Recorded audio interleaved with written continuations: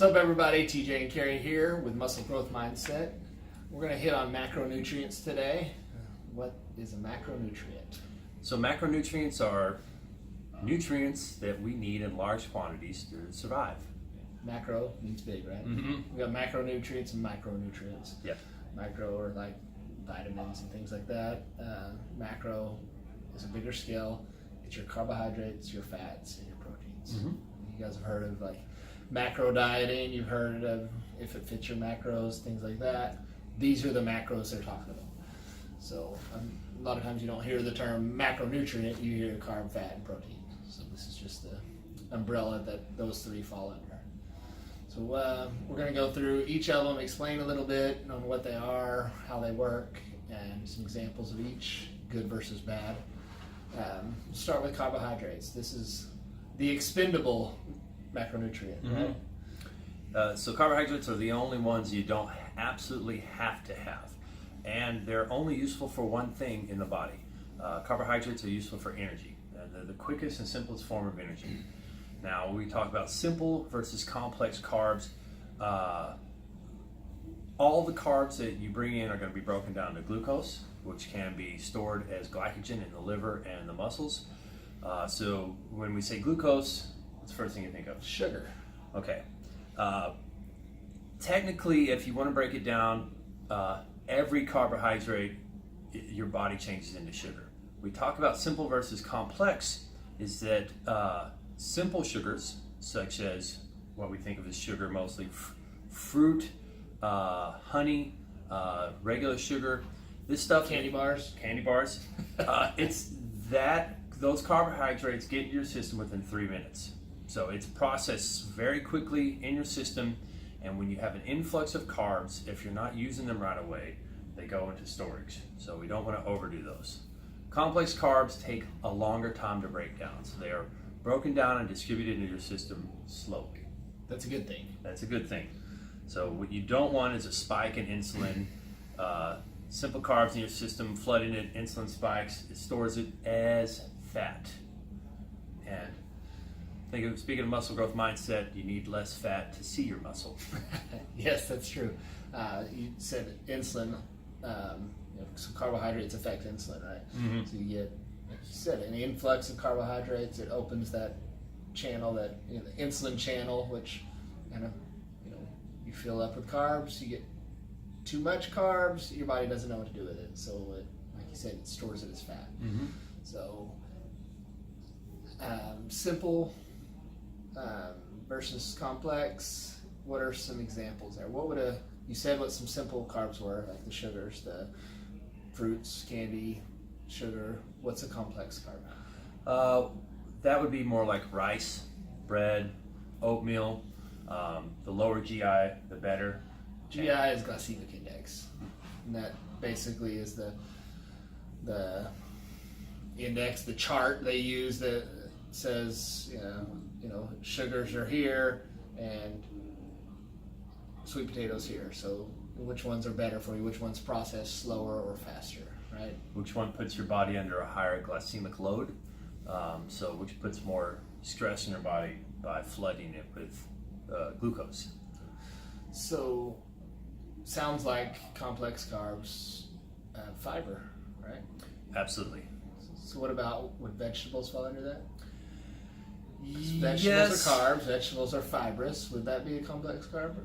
Yes, technically. For most nutrition standards, we put them as a 0 because your body, it's fiber. It doesn't flood your system easily. A lot of fiber is not processed very easily. It's processed by your gut intestine, and a lot of times with vegetables, the net caloric gain is 0. So that's all a good thing. Yes. You want vegetables. Yes.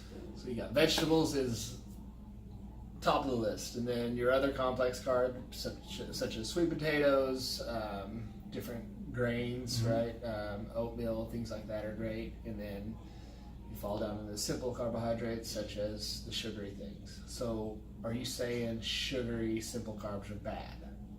No. All right. So carbs are useful for one thing and one thing only in your your body. Energy. Glucose is the fastest form of energy for your body possible. So sugar, if you are about to use a lot of energy, you're about to go for a sprint, a run, you're about to go lift some weights, sugar is great. But you are going to flood your system with sugar, and if you're not going to use it, that's when it's bad. If you're not about to go for a run, if you're not about to go lift weights for an hour, you don't need it. Can you explain why? So if I'm going to go lift weights and I take in some simple carbs, that's good because I'm going to go use that, right? Mm-hmm. It's going to get in my system fast, it's going to break down quickly, and my body's going to utilize it. So if I take in those simple carbs, break it down, it's ready to utilize, and I go sit on the couch and watch TV. The body wants to preserve. It wants to save itself, and when it gets a lot of energy into its system, a lot of glucose, it thinks, oh good, but if I don't have anywhere to use it, they put it to long-term storage. So if you want to increase your body fat, eat lots of sugar.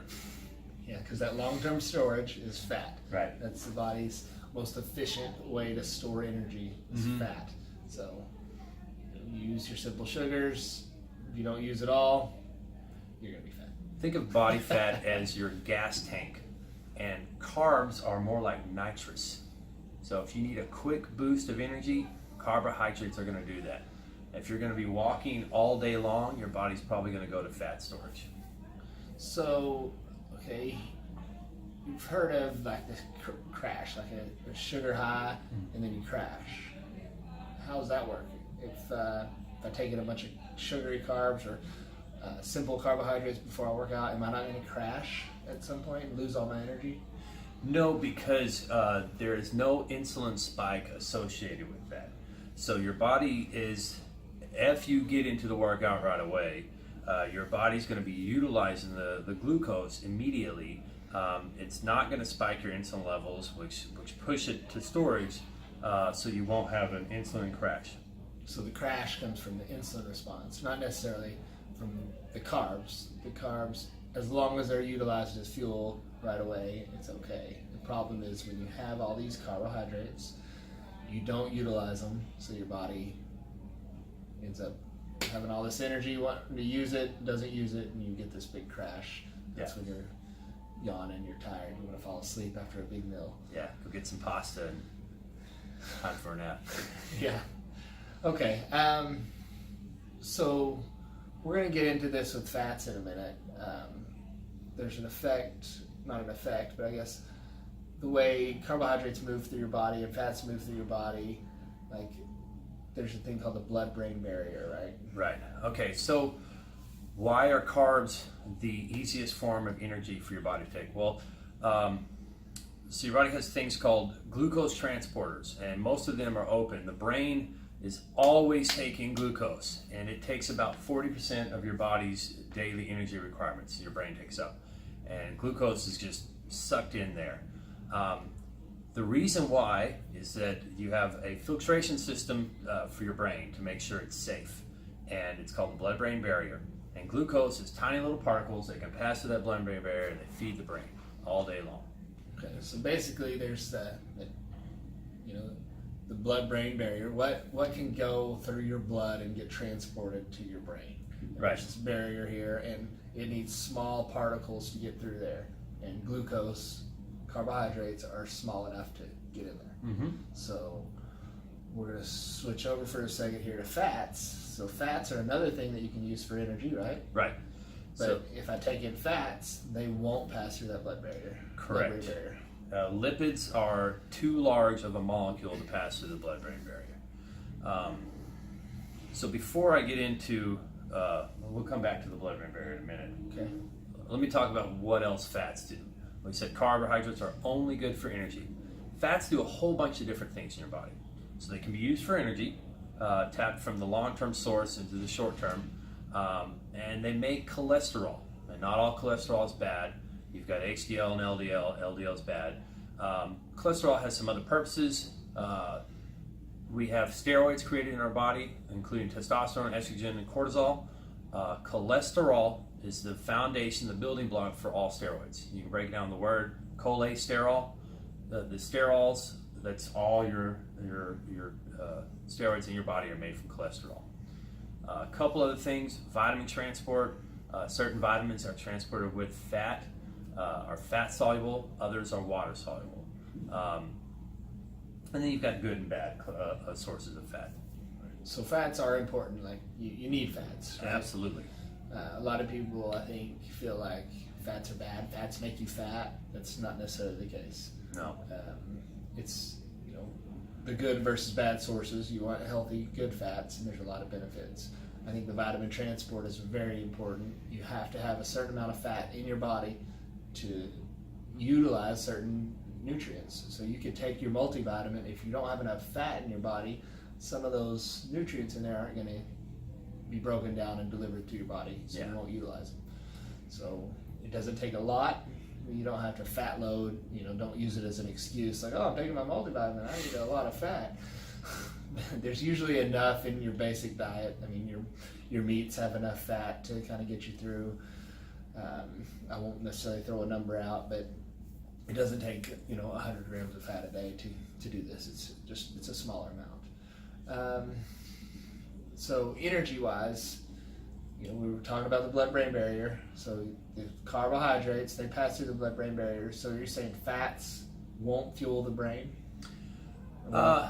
Lipids, as they come in the form in your body, the basic form, they're too large of a molecule to feed the brain. But I did say earlier that carbs you can actually do without.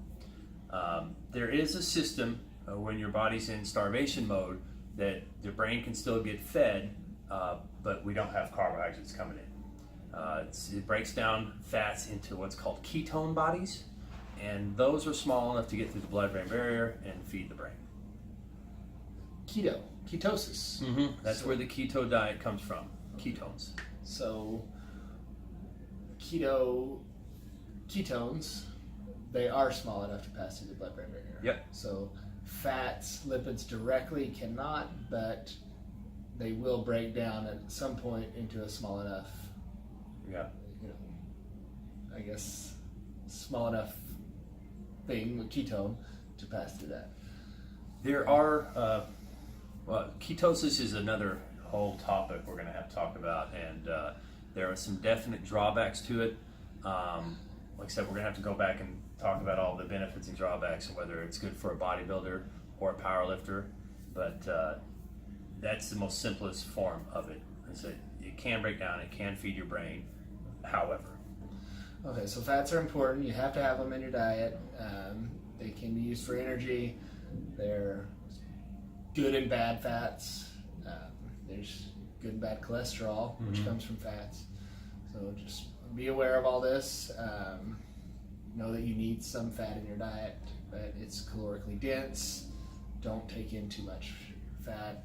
9 calories per gram versus 4 with your carbs and proteins. So you can't eat 100 grams of carbs of fat and expect it to be the same as 100 grams of carbs. Or 100 grams of fat versus 100 grams of carbs. It's not going to be the same. Mm-hmm. You're going to get 900 calories versus 400. Big difference. Okay, now the muscle builder here, protein. This is every bodybuilder's staple, right? We have to have that macronutrient. You have carbs for energy, fats for energy. Can protein be used for energy? Yes, but it's a very inconvenient source of energy. They lose about 30% of the energy by transforming proteins into energy. You lose about 30% in that process. So it's not the most efficient way to do it. Very inefficient. Yeah. So what does protein do? What's the benefits of protein? Well, so everything in your body, from your fingernails to your blood cells to your lungs to your eyes, and of course your muscle tissue, are all made out of protein. So it is 100% important for everything in your body. It's a building block.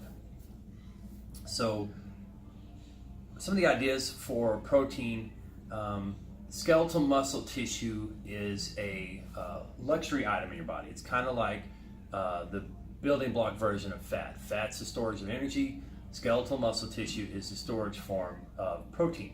So if you need to repair your body, any excess skeletal muscle tissue, if you don't have protein coming in, will be broken down to repair your body. Okay.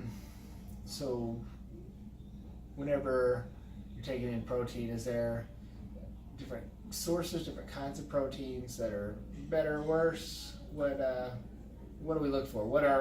Protein, I think everybody knows the meat, right? Yeah. And there's other sources of protein. Kind of what are those sources, and what should we look for in protein? What's good, what's bad? Okay, so protein if you're interested in growing muscle, you want the big three.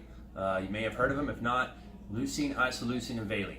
These are the best for growing muscle. Best amino acids. Best amino acids for growing muscle. If you don't get those three, it's a lot harder to grow muscle in your body. You can use any other amino acids to form new parts if you need to, new skin cells, new nails, new lung cells. But to form muscle, the best form is those three. Where do you get these amino acids? Okay, meats have them. Plant proteins are deficit in them. They do not have a lot. Whey protein's great. They have plant proteins out there that have BCA added to them. Yeah.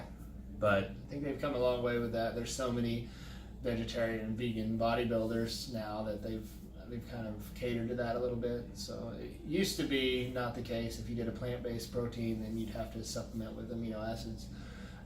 And you still do in some. So if you're going to do plant-based protein, just make sure that it has the big three aminos in it. So protein-wise, for building muscle, you want chicken, steak, fish. Lean meats, chicken's the number one. Chicken is the best, cleanest form of protein you can get for a bodybuilder. Fish is great. It's got omega healthy fats in there. With steak and turkey, I'd like to make sure you get 93% meat and 7% fat. That's a good ratio because we need fat, but we don't need a whole lot of it. Yeah, when you go to the store and you see the ground beef, there's the 80-30, the 90-10, things like that. That's the ratio of fats to proteins. So you want that protein to be up there as high as possible. You're going to get plenty of fats with 7 to 10% fat in there, then you don't need any more than that. Yeah. Animal fat's not your best fat source anyway. So you're better off doing a higher percentage of protein in your beef and getting your fat sources from an avocado or some other healthier fat source. Okay, so protein kind of gets a bad rap sometimes, and rightfully so. There's some negatives to protein, right? Well, to the high protein diet. Bodybuilders tend to do an excess of protein because they want to always be spiking insulin with protein. So they want the protein to be constantly delivering so they grow more muscle. What this does, though, a high protein diet puts a little bit of strain on your kidneys. So you got to be very careful with your kidney health. There's some markers you'll notice if you get blood work done, BUN and creatinine. BUN is blood urea nitrogen. So this stuff, basically it's going to show some negative markers, but generally bodybuilders are healthy people, so it's not too terrible. Just remember your kidney health is the number one thing on that. What about we've done a video on this, but we've talked about cancer and high protein diets with cancer. I'm going off topic a little bit here, but we're talking about muscle growth mindset and building muscle, which you have to do with protein. But then as far as the negatives, would you say there's more of a cancer risk with high protein diets versus lower protein diets? I'm going off script here. So yeah, no. So what high protein diets? It's usually the fat that causes the problem. There's something called post-prandial oxidative stress, which happens with high loads of carbs and fats, and it puts your body under some stress, some damage. It can be alleviated by taking in good fruits and vegetables, polyphenols. But the high protein diet by itself, I don't believe would be a direct cause for cancer. It would be fatty proteins. Okay. So as long as you're getting quality, low fat protein sources like chicken, like fish, you're going to be better off. It's when you do excess of maybe some, not the fact that it's red meats, but red meats have higher fat content typically. Yeah. And it's not the best fat, you know, like salmon has a lot of fat, but it's a healthier fat choice. Omegas, yeah. Versus a ribeye. Yeah. If you eat all ribeyes all day long, the high fat and the high low quality fat will increase your chances of developing cancer. Yes. Okay. All right, so you want protein to build muscle. Mm-hmm. So we need to take in a lot of protein, right? And you want to kind of keep a steady flow of protein. So that's why bodybuilders eat several meals a day. They kind of have protein with every meal, and it's constantly streaming through the body. Yep. Right. So your body breaks down tissue when you work out, and it wants to repair it. As long as you keep that steady flow of protein, then you're gonna continually be able to rebuild that, right? Yeah. We have a whole topic about insulin. I'll give you a little brief about it now. You eat a lot of protein as a bodybuilder because insulin is the storage anabolic hormone, and it sees an excess of protein and it stores it. And the easiest way it can store it is in skeletal muscle tissue. And for a bodybuilder, that's great. If most muscle growth you're going to get through a workout, but spiking it throughout the day with little high protein meals will spike the amount of skeletal muscle tissue you have on your body. So your best bet for building muscle with protein is eat a lot and eat it frequent. Yep. Yeah. Bodybuilders have been doing this for years. They didn't necessarily know the science behind it, but they know it works. Okay, so we talked about proteins, what it does. It's the building block for building muscle, least efficient energy source Yeah. for the macros. And we have fats, which are essential for certain micronutrient transport and vitamin transport. Carbohydrates, that's your most efficient energy source. Right? Absolutely. That if taken in excess, especially with simple carbohydrates, can make you fat. Yeah, and carbohydrates are the only one of the macronutrients that you can actually live without. Maybe you can live without them. I don't know if I can live without them. It's a sad, sad life. All right, well, I guess that's about it for macros. We kind of threw a lot out there. We got off topic a little bit, but hopefully you guys enjoyed it. If you have questions about macros or anything else, anything you want to hear about, let us know. Make some comments and reach out to us. Give us some feedback. Cool. Talk to you next time.